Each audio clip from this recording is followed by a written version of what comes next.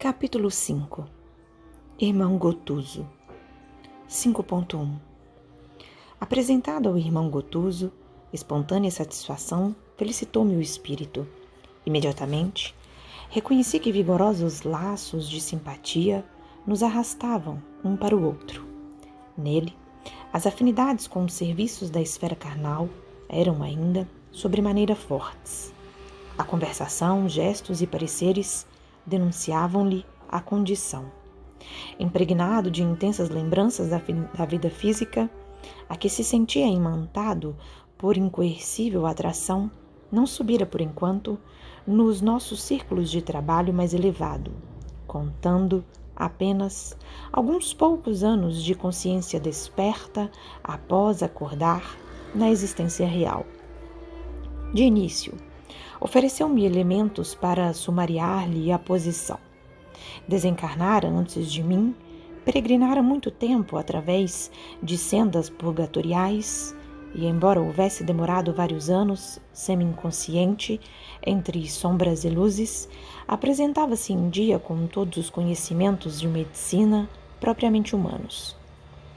Sempre supus, confiou-me bem-humorado, quando nos vimos a sós, que após a morte do corpo, nada mais teríamos a fazer, além de cantar beatificamente no saz e morredura, ou da região escura de castigos eternos. Nada disso, contudo. Encontrei a vida em si mesma, com o mesmo sabor de beleza, intensificação e mistério divino. Transferimos-nos de residência pura e simplesmente, e tanto trazemos para cá indisposições e doenças, como as investigações e processos de curar. Os enfermos e os médicos são aqui em maior número. O corpo astral é a organização viva, tão viva quanto o aparelho fisiológico em que vivíamos no plano carnal.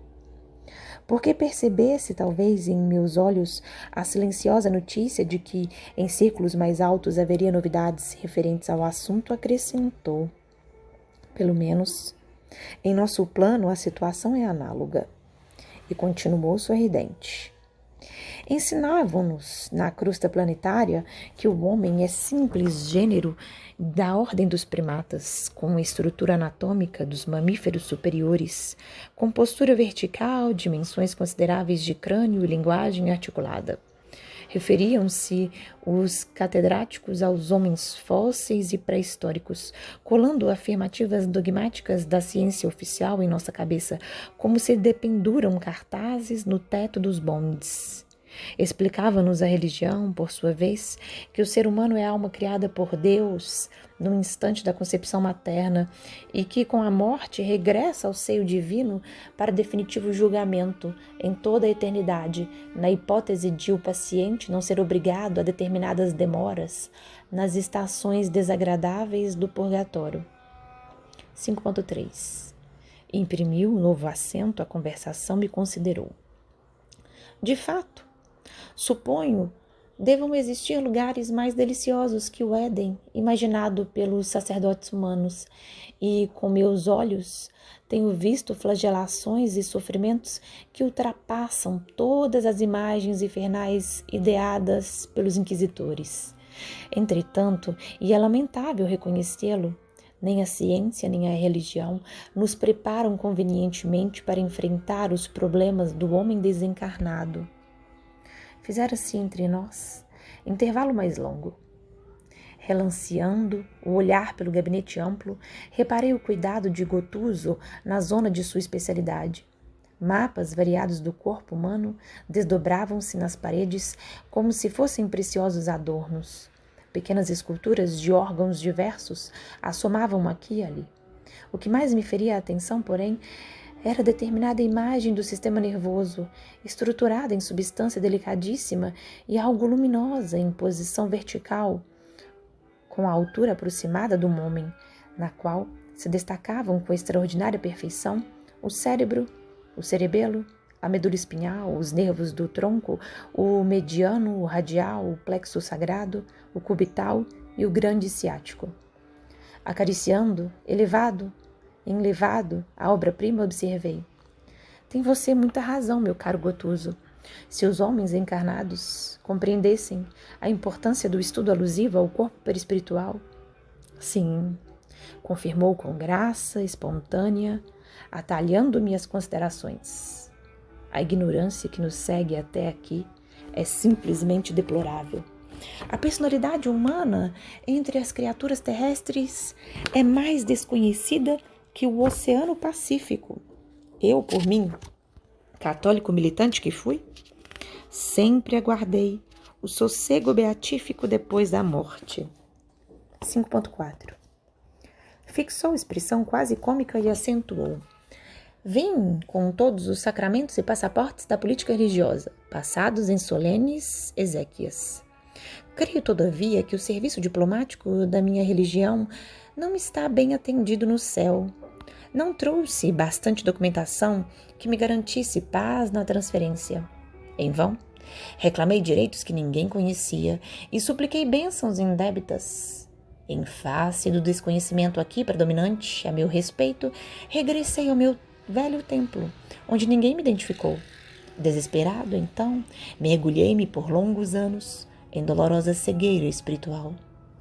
E, francamente, rememorando fatos, rio-me ainda hoje da confiança ingênua com que cerrei os olhos no lar pela última vez.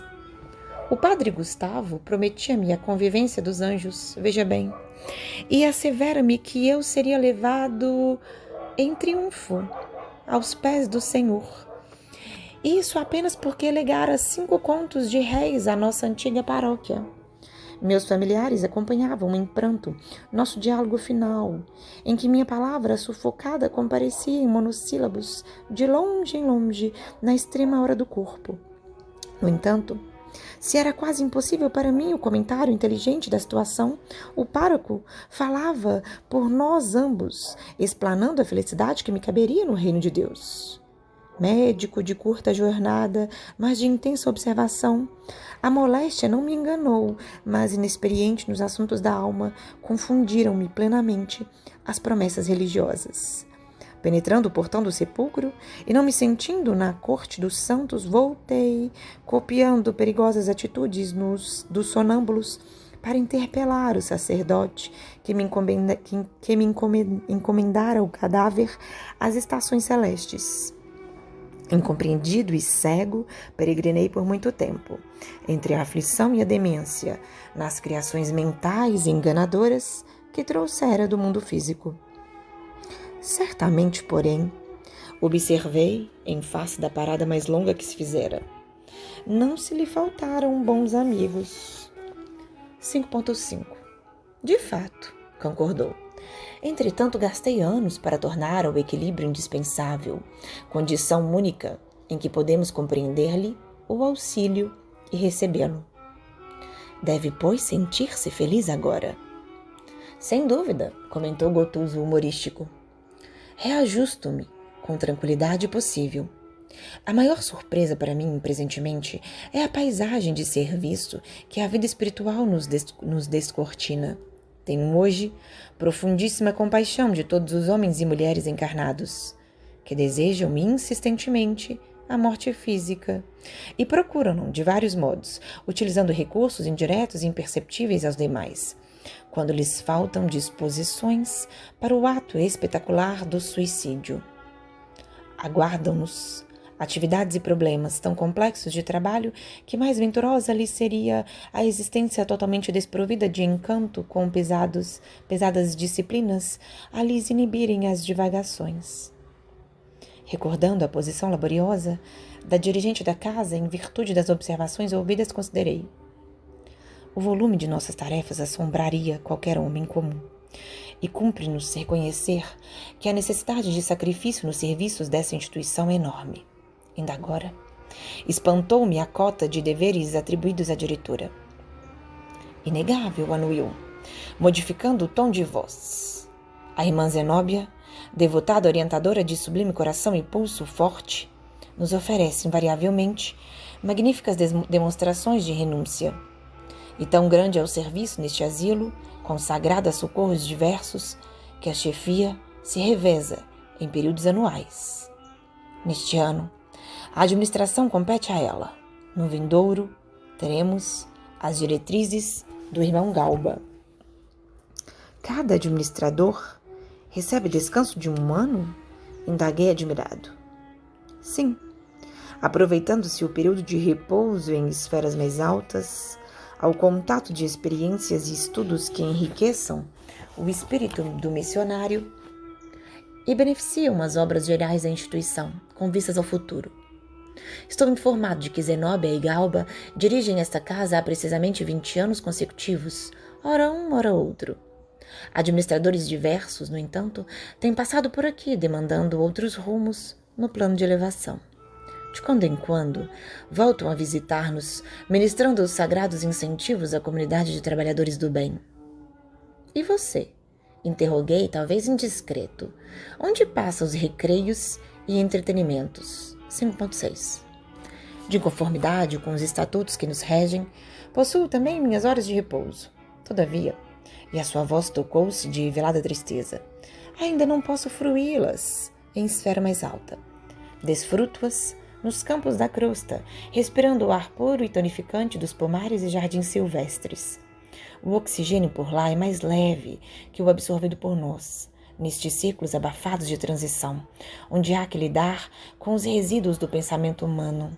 As árvores e as águas, as flores e os frutos da natureza terrestre, indenes das emanações empestadas de multidões ignorantes e caprichosas, permanecem repletos de substâncias divinas para quantos de nós que começam a viver efetivamente em espírito.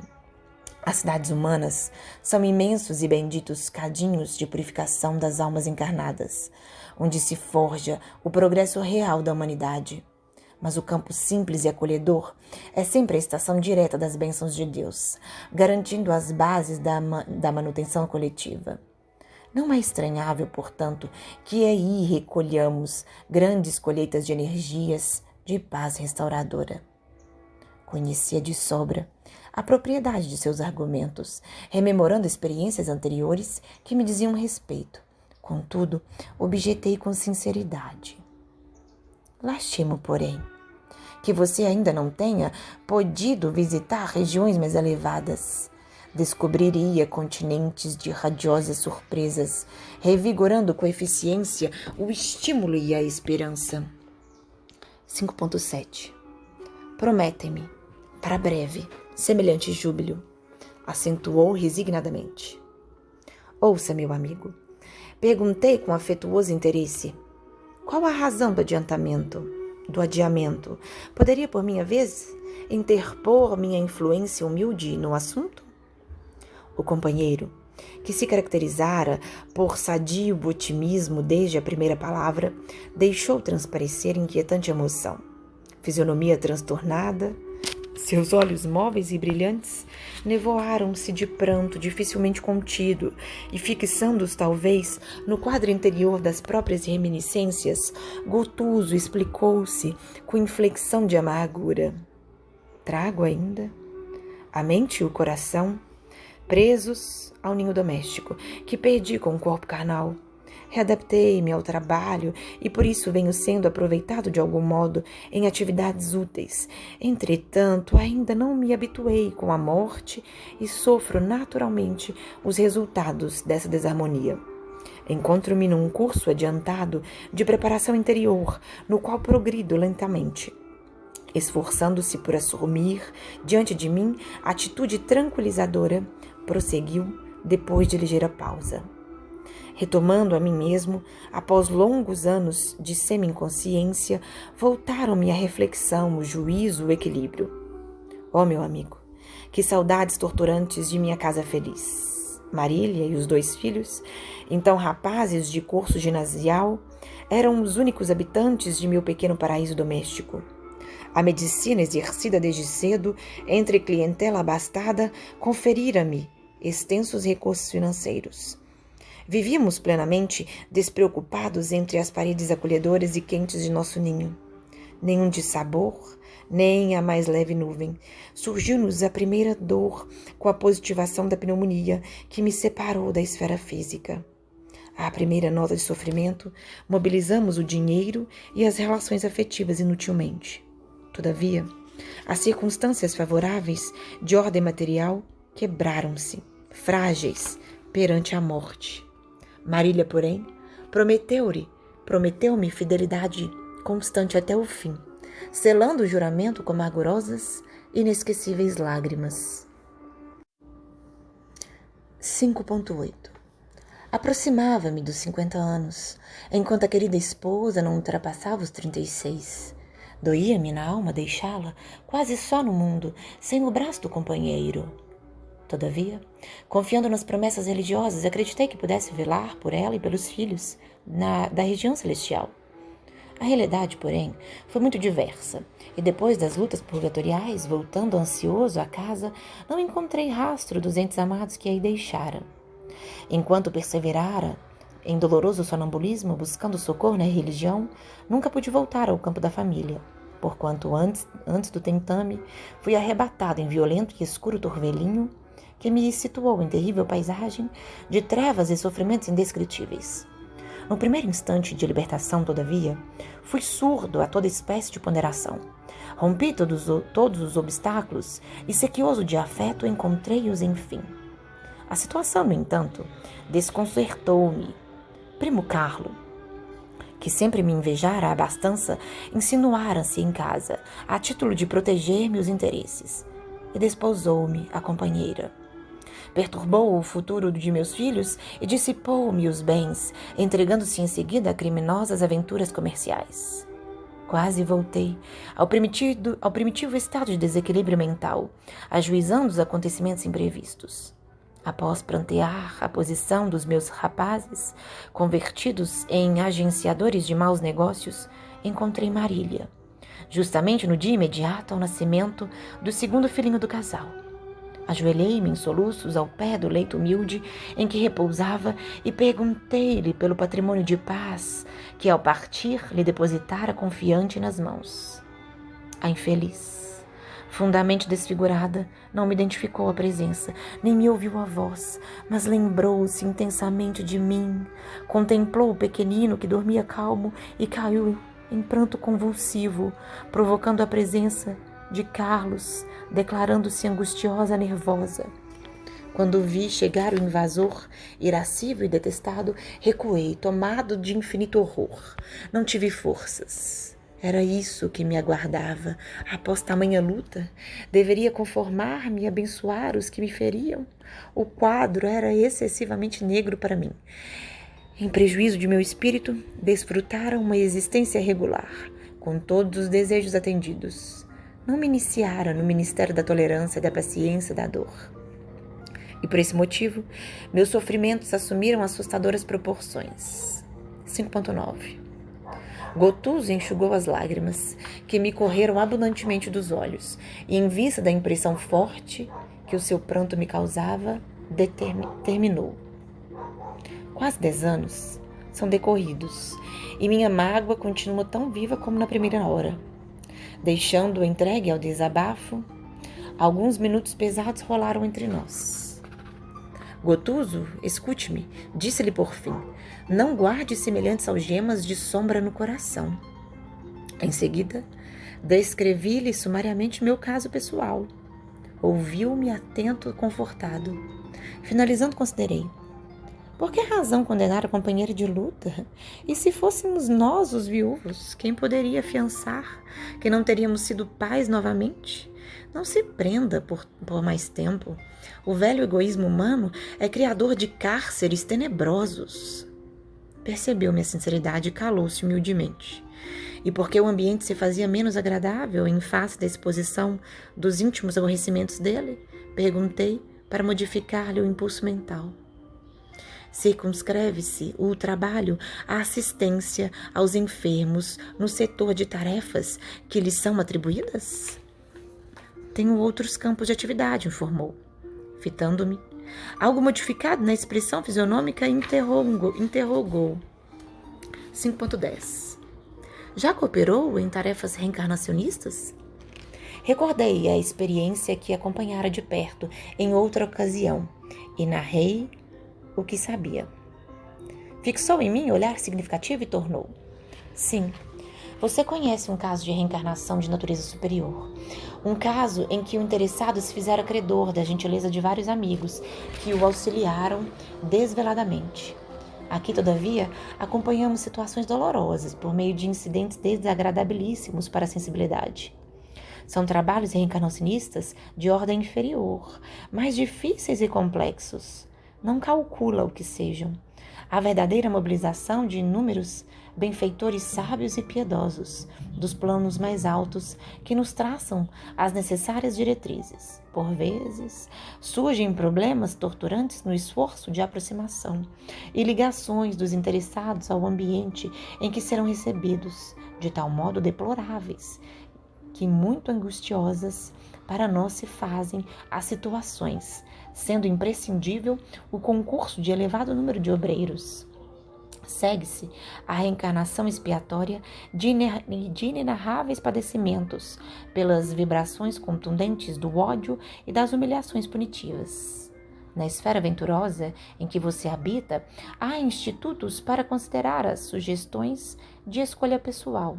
O livre-arbítrio, garantidor de créditos naturais, pode solicitar modificações e apresentar exigências justas, mas aqui as condições são diferentes.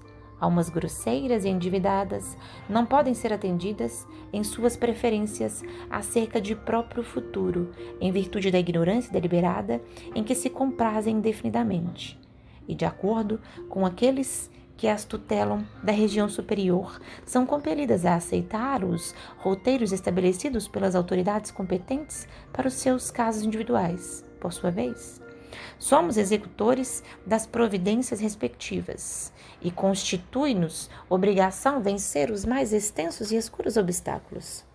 Nesses quadros de dor, vemos pais e mães que instintivamente repelem a influenciação dos filhinhos antes do berço, dando pasto a discórdias sem nomes, a antagonismos aparentemente injustificáveis, a moléstias indefiníveis, a abortos criminosos.